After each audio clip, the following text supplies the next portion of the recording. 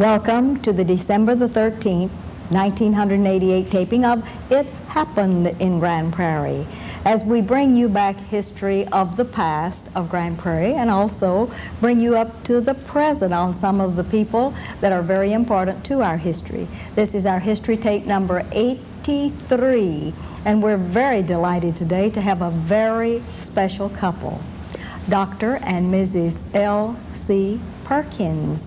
And welcome, Perkins. We're so glad to have both of you all with us today. Thank you. Wonderful. Dr. L.C. Perkins and Ruth, very important to the scene in Grand Prairie. But before we get into your contributions to our community and etc., why don't we first take a look at the genealogy, for this history tape is going to be very important in our research. And let's begin with Dr. L.C. Perkins.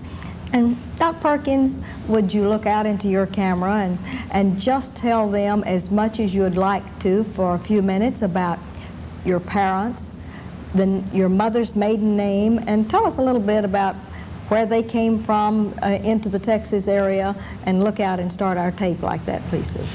Well, my mother was named Leona Irene Leard, and my father's name was George Smith Perkins. They were born and reared in northeast Georgia and were part of a immigration troop that was brought to Georgia around 1800 out of the prison system for people who couldn't pay their debts. They got to where that they owed everybody and they didn't have room for them, so they just put them in a ship and shipped them to the United States, and that all started around 1800. My mother and father married in around 1900 and immigrated to what is known as Corsicana, Texas, around the turn of the century. They lived there for a while, and after Oklahoma became a state in 1907, they moved to Davis, Oklahoma, and my dad started working for the railroad. He had an accident and hurt his back and got to where they couldn't work, so they fired him, and he bought a farm out west of Davis, about 12 miles, and our family all moved out on this farm. So I was raised on a farm, and no community at all, just a farm child. And I had to walk 3 miles to the nearest school. Mm-hmm. And that was quite a job sometimes in the wintertime when maybe it's snow on the ground and no means of transportation except just your own 2 legs. So I finished grade school at a little school, 3-room school called Hennepin.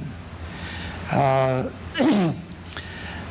the time they tried to incorporate the school and start a high school, it folded after 1 year, and my next oldest brother and I had to miss a year because there wasn't any high school to go to, so we decided that we'd drive back and forth over a dirt road in an old automobile that we had to Davis to start the high school, and of course it got to raining and road got muddy and we couldn't get there, but one morning we got down to where we had to cross the Washita River, and there was a school bus in front of us, and they had just far enough ahead that whenever they got to the other side of the river, well, the river bridge fell in with this school bus on it, and all the kids clambered out the front door and out the windows and managed to get out without anybody drowning, but right after we drove up right behind them, they were all already out. And that stopped our going to school for high school. So I missed a year of high school, and a friend of mine talked me into going up to a teacher's college where they had a high school connected with the college all the teachers got their practice teaching on. It was called a training school at that time, Central Oklahoma State Teachers College. And so I got a job milking cows and washing dishes and washing floors and worked my way through high school. And before I got through high school, I started taking college subjects. And by the time I got through high school, I had enough college hours I never did enroll as a freshman at all. Wonderful. That is great. So I finished 3 years of high school and 4 years of college and 6 years time, working all the time and getting a degree in biology, and that meant taking 4 laboratories a week along with all the work that I had to do, so I was pretty busy. You really were. Now, Doc Perkins, you have mentioned your mother and dad and your older brother. If you'd name all of your mother and daddy's children, if you could do that for us, and just put their names in the record. Well, my older brother was named George, and he was 9 years older than I was, and my next brother was named Norman. He was 7 years, and then I was the youngest, so there's just 3, and they were all boys. And you were the baby. In fact, I was the baby of the family. Oh, that is wonderful. Now, I'm going to leave you in Oklahoma for just a little while, at going to college and et cetera, let you rest a minute, and I'm going to get some wonderful information from Ruth. Ruth, would you look out into your camera and tell us about your family? We'd like your mother and daddy's name and your family if you had brothers and sisters. Well, I know very little about my family. My parents died in 1918, and of course I never knew them really. She was born, I understand, in McKinney in Collin County, and he was born in Jasper, Mississippi. And my great-grandmother on my daddy's side was born in Glasgow, Scotland, but I don't recall her name. And that's about all I know about my family. All right, now give us your dad's full name then. Lloyd William Evans. Lloyd William Evans, okay. And your mother's full and maiden name? Harriet Elizabeth Lewis. And that's Lewis. Okay, that's wonderful. And you did not have any brothers or sisters? Yes, I had 2 sisters and 2 brothers. Would you name them? Gladys and Lloyd Jr., Lewis, and Ruth. And Ruth. And were you the baby by any Yes, I was chance? the youngest. And you were the youngest. All right. Now, let's tell everyone in video land where you were born. In Prairie County, at a little farming community called IRA, I-R-A. IRA is the little community, and it's in Surrey County. Is that in West Texas? Yes, very definitely. All right. What did your mother and dad do for a living? Well, when they first married, they lived in California, and he was a chef while he was out there. And my grandfather Lewis filed on several sections of land in 1898, and she inherited a farm from him. And he also, when they came back to Texas, he farmed his farm, and he was a employee in the local bank.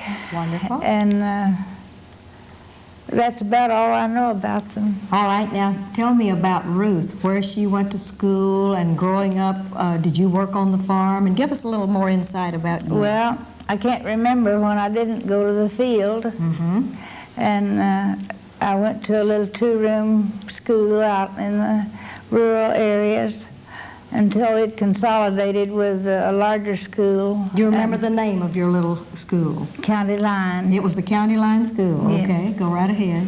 And then we I rode on the bus then to the IRA school. It was first through high school. All right.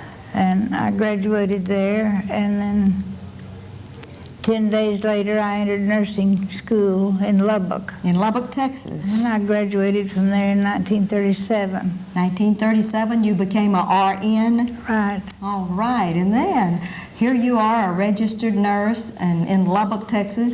How long did you hang around Lubbock? Well, I went to work in the ear, nose, and throat department and worked for a year. In Lubbock? Texas. Lubbock, Texas, okay. And then where? I went where to did you San go? Angelo for a short stint, and then I went back to West Texas, Phillips, Texas. I worked for the Phillips Petroleum Oil Company hospital, and that's where I met Dr. Perkins. All right, now we're getting down to where we meet Dr. Perkins. Would you like to tell us about that? He was not a doctor then. He All right. worked at the refinery, All right. and he was keeping books on the side for the doctor that I worked for. And we met there. And then for a little while, I went to the Worley Hospital in Tampa. All right. Worked in surgery there. And then we were married in 1939 And where were you married? in Phillips. In Phillips, the Phillips Petroleum area. Yes. All right. And now, Dr. Perkins, we're down to where you all married at the Phillips Petroleum Company. What happened to you? You were working at the refinery, and then how did you get onto this dentist kick that you're on for so many years, young man? Well, when the war started, they decided that they was going to need a lot of doctors and dentists, and I'd always wanted to be a dentist because my mother's brother was a dentist, and that gave me an inspiration.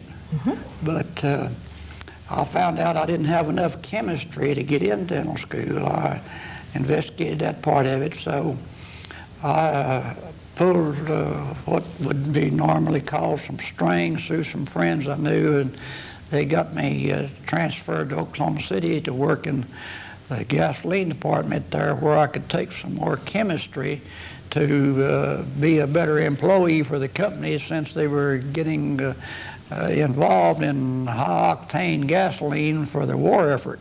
All right. And so I took 2 courses in chemistry at Oklahoma University in 1942, and passed those, and I'd already been assured by the dental school that I'd be accepted into dental school if I got this chemistry off. So I passed that and went to Baylor and was accepted in dental school, just as the Army took over all the medical and dental schools to ensure that they had a proper supply of medical personnel. So started the dental school, and after 13 months, while the war got to going so good that they decided that they wasn't going to need us all, so they discharged everybody at the government's convenience. There I was in dental school without a job, no money, and no way to get through. So I managed to find a means of support and work my way through dental school, working at the same time, and graduated from dental school in 1946. Came to Grand Prairie after I passed the state board and set up practice with one of the only 4 doctors, as I recall, in Grand Prairie, Dr. C.D. Cupp, Dr. Copeland, Dr. Horn, and Dr. Donnelly. Started practicing with him and practiced there for a couple of years, and then I moved up on a corner of 8th and Main Street in what was Mr. Cicero Floyd's courts that several other doctors had offices in little individual buildings, and set up office there until the war came along with Korea in 1951, and Uncle Sam said, well, we give you some specialized training and now you got to pay it back. So I had to go back into the service. They gave me a real good choice. He said, you can go back in as a private, or we'll draft you as a private, or you can go back in the Air Force as an officer, a dentist, with a captain's commission. So either way, you're going in. So That was a pretty good choice. I had wasn't it? lots of choice there. So I went back in the Air Force as a captain, and they shipped me to Kelly Air Force Base in San Antonio, and stayed there for a few months, and then they transferred me to Anchorage, Alaska. So I was the chief oil surgeon for the Air Force Base at Anchorage, Alaska, and from 1951 till I was discharged in 1954. And when that happened, then I came back to Grand Prairie and opened up my practice in Grand Prairie again. All right, now when you opened your practice the first time in Grand Prairie, were there any other dentists here? Well, there was one man here when I got out of school and practice, and that was Dr. Jack O'Banion. In Irving, they had one dentist, and I had originally planned to go to Irving, but between the time I investigated Irving and passed the state board, another man opened his office in Irving, so that made two over there, and there wasn't but one here, so I changed my plans and came to Grand Prairie. And at that time, Grand Prairie had about 15,000 population with one dentist, and I was the second one. So that evened it up then with Irving and Grand Prairie having the same number of dentists, and I could ride the bus until I could find a place to live to move to Grand Prairie and ride the bus to the door where my office was without having any transportation problems. So That was a good choice, wasn't it? Easy choice to make that way. Wonderful. Now, Ruth, we're going to let Dr. Perkins rest a minute. Now we want you to tell us about your family. Well, I know that somewhere along the line you've had all these wonderful children. Would you like to name them for us and tell us about that? Our first child was born in 1942, Don Lewis Perkins. Don Lewis Perkins, okay. And Steve, Okay. George Stephen Perkins was born in, what year was Steve? 46. 46. 1946, okay. No, 1947. Okay, we'll give him 1947. Yeah. That's a good year, isn't Yeah. it? Okay. And then in 1955, Don was killed, and we adopted Larry Michael Perkins. Larry Michael is number So 3. we have 3 sons. That is wonderful. All right, now, do any of your sons live in Grand Prairie?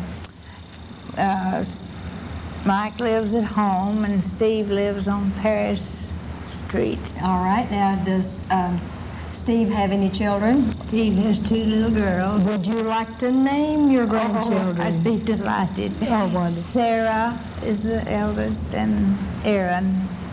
Okay, and what is Steve's wife's name? We want to get her into this picture. Annette. That's Annette, okay. And She's the director of the preschool at Turnpike Christian School. all right, now, are your grandchildren in school? Yes. Tell us about that. They go to a private school. All right. What is the name of that school? I can't think of it. A very exciting private school, right? Yes, it's Oh. a nice school. All right. Now, when you came to Grand Prairie with Doc Perkins, did you keep on with your nursing? Tell us about your nursing career. No, I found that keeping house and being a mother was a full-time job. Now, I did work for about 2 years when Steve was quite young at his office. And then I didn't do any more active work until about 12 years ago, and I've been steadily employed since. So in the last 12 years, as a status citizen in age, you are still going to work 5 days a week and doing all the good stuff in Dr. Perkins' office? Oh, I think that is wonderful. That's remarkable. And then taking care of the sick and all of the other things that you do through your church affiliation. Would you like to tell us about church, what you have done at church in the past, and Well, PTA and whatever? A little over 20 years. I had a very active life in the church. I had over 100 bridal and baby showers in my home.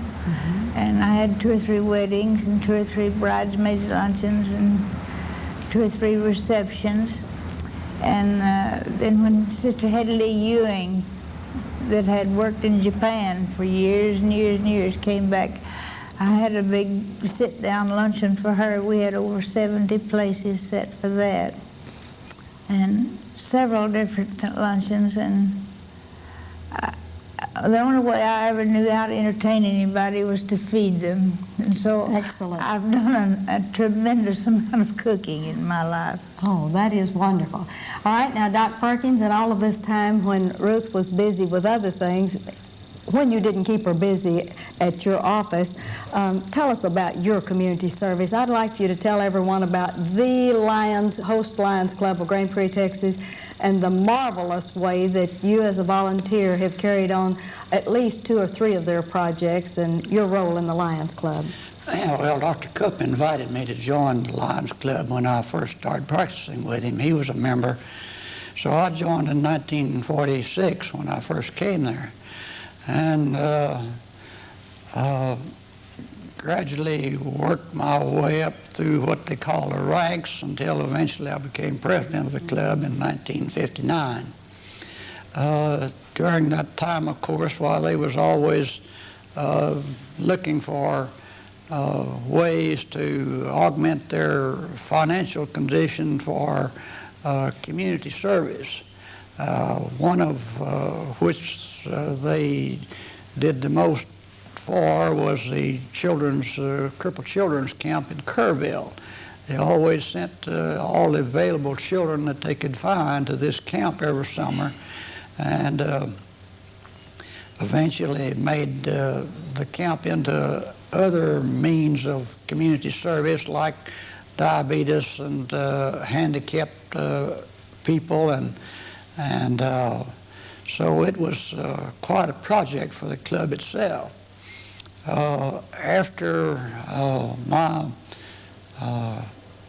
organizational duties were over, why, of course, we became highly involved in making money for the club, and one of those projects was a service stand at Texas Stadium, Cowboy Stadium, selling hot dogs and hamburgers and whatnot to make money. And another project we had was collecting old newspapers and selling them. And over the years, until I retired from the Lions Club with 35 years perfect attendance and a life membership.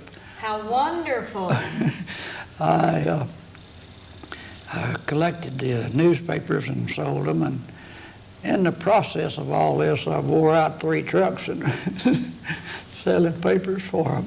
Picking up the papers and taking them over to Dallas to the source. And I understand that not only do you collect used newspapers for the Lions Club, but also that there is a certain amount of your contribution that goes in at Turnpike for the Community Service Center and other good outreach programs. Tell us about that. I've been doing that now for between 25 and 30 years.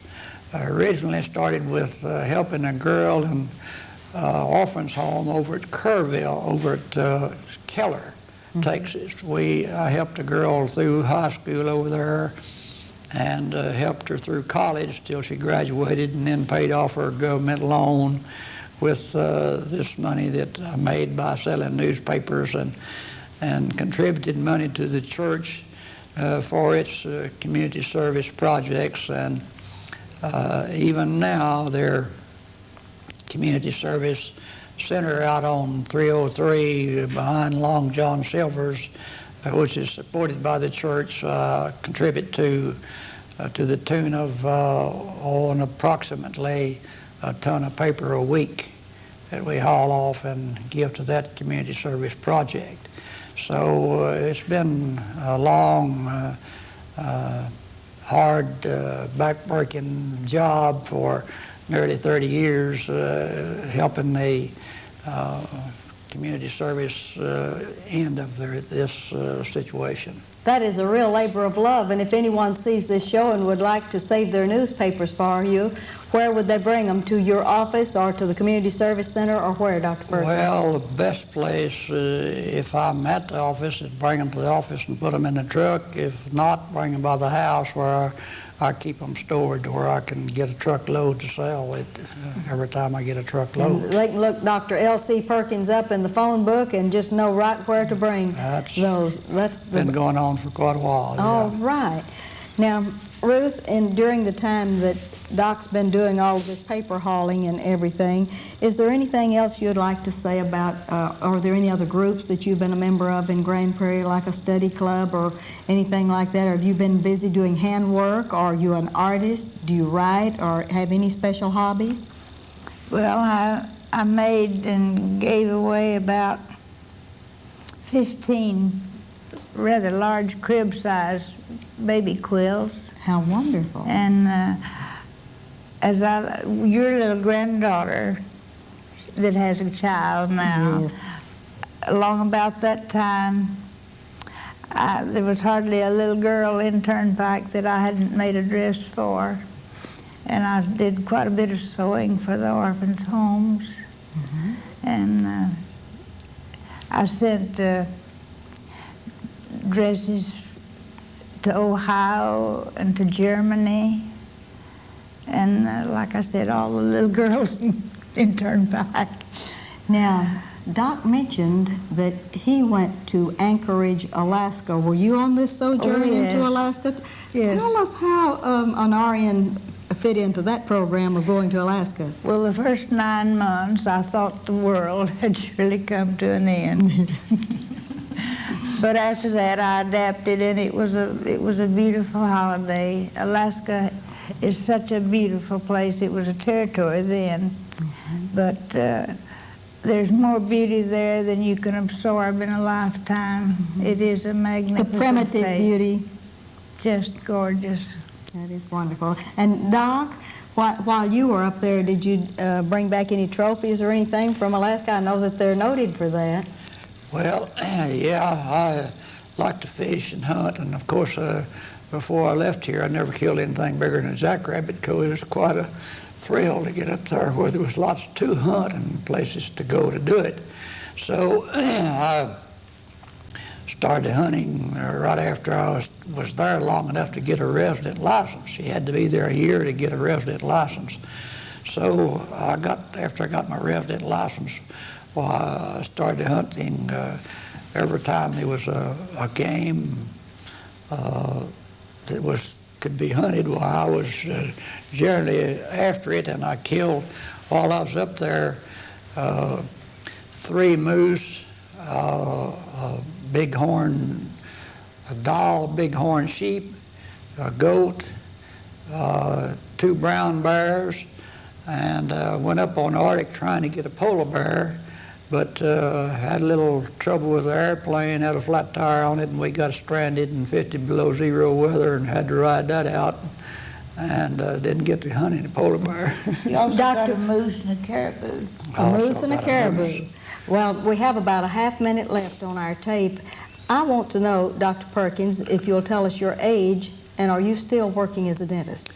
Well, I'm still practicing, and I'll be 78 years old next birthday, next June. Isn't that wonderful? 78 years old, a practicing dentist, a hustler of newspapers for every good cause that there is in Grand Prairie. You two have been more than special to Grand Prairie, Texas. And I am so honored to have you all on this history tape number 83, and that you all have been wonderful for Grand Prairie, and I just hope Grand Prairie has been as wonderful for you all. Thank you very kindly. We've Thank you all for enjoyed it. being with us on the show today. And this is Ruthie Jackson reminding you, history is as we live and do.